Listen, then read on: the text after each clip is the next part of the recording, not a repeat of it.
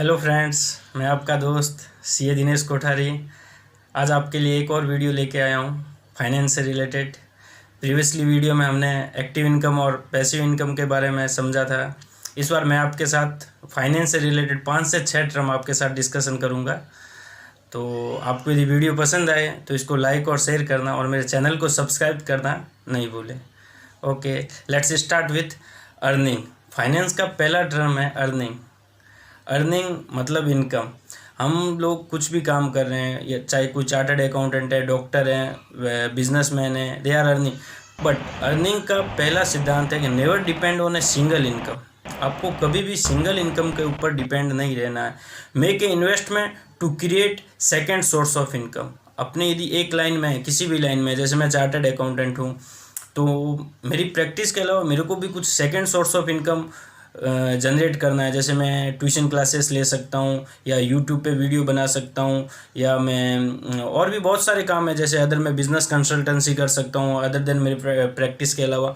तो वो सब भी अपने को करके अपने को कभी भी सिंगल इनकम पे डिपेंड नहीं रहना है। सिंगल इनकम पे डिपेंड रहने का मतलब ये नहीं है कि अपने बहुत सारे बिजनेस में चले जाए, या फिर वो डाइवर्सिफिकेशन भी ज़रूरी है। ऐसा नहीं है कि डाइवर्सिफाइड नहीं करना, बट अपने को स्टेप बाय स्टेप उस पर करना है। और कभी भी जैसे एक बिज़नेस अपना बूम पे है तो अपने को वहाँ से थोड़ा सा फंड निकाल के दूसरे बिज़नेस में इन्वेस्टमेंट करना चाहिए, तो जिससे अपना अर्निंग का ग्रोथ बना रहे और अर्निंग बढ़ती रहे। ऐसा नहीं हो कि एक बिज़नेस से आ रहा है, यदि कल को कुछ हो जाए, वो बिज़नेस नहीं चले, या कुछ भी ऐसा गवर्नमेंट की पॉलिसी है, बहुत सारे ऐसे पॉलिटिकल इश्यू हैं, या फिर कोई भी अदर इश्यू हैं, मार्केट शट डाउन हो जाए, कुछ भी हो जाए, तो ऐसा नहीं होना चाहिए कि अपने वो बिज़नेस गए तो अपने फिर खाली रह जाए। ऐसा नहीं। तो इसलिए अपने को second source of income create करना है।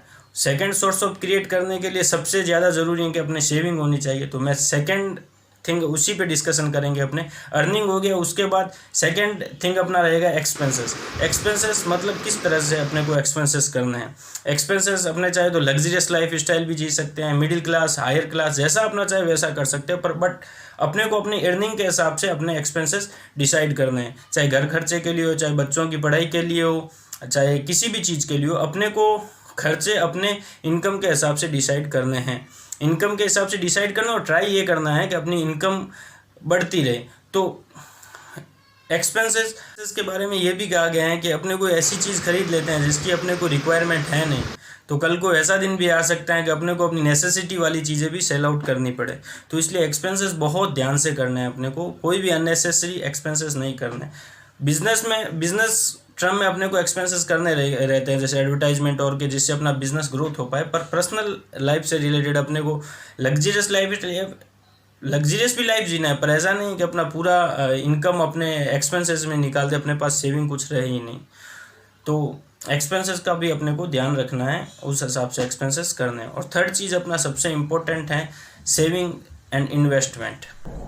कुछ लोगों ने तो ऐसा भी कहा है कि आप पहले अपना सेविंग और इन्वेस्टमेंट कीजिए, उसके बाद अपने खर्चे के लिए पैसे निकालिए। तो ये सही भी पॉइंट है, क्योंकि जैसे कोई भी आदमी अपने मंथली 1 लाख रुपीज़ अर्न कर रहा है, तो सबसे पहले क्या करना है कि उसमें से आपका टारगेट है कि मेरे को 60,000 सेविंग करना है या फिर इन्वेस्टमेंट करना है, तो पहले आप वो करिए। उसके बाद अपने एक्सपेंसेस, घर खर्च के लिए एक्सपेंसेस निकालिए, या फिर कोई भी अदर चीज़ के आपको एक्सपेंसेस करने हैं उसके लिए निकालिए एक्सपेंसेस। तो सबसे ज़्यादा ज़रूरी है अपना सेविंग और इन्वेस्टमेंट।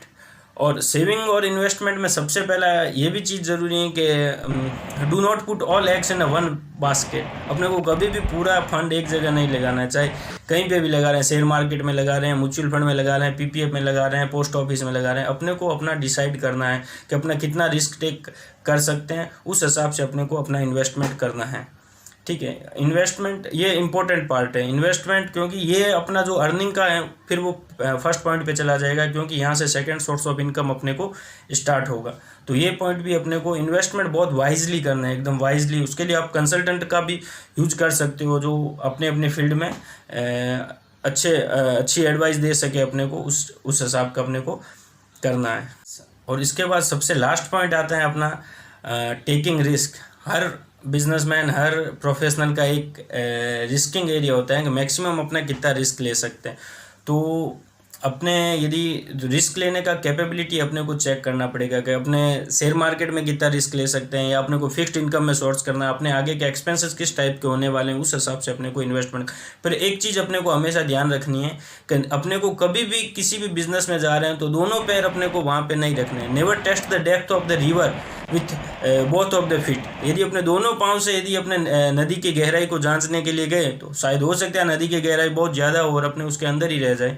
इसलिए अपने को कभी भी डाइवर्सिफाइड करना है, बिजनेस डाइवर्सिफाइड करना है, सब कुछ करना है, पर अपने को एक पैर सेफ जोन में रखना है और एक पैर को रिस्क एरिया में लेके जाना है। और वहाँ पे अपना स्ट्रेंथ क्रिएट हो जाता है तो अपने दूसरा पैर वहाँ उठा के रख सकते हैं।